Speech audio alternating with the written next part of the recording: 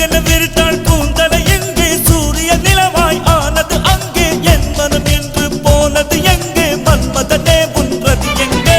வண்ணத்தை தொட்டால் சந்தனம் ஒட்டும் வெட்கத்தை தொட்டால் குங்குமம் கொட்டும் புன்னகை பட்டால் மல்லிகை கொட்டும் பார்த்தால் பருவம் மூச்சு முட்டும் காணலி மோசைகள் கம்பனை தேடும் அம்மம்மா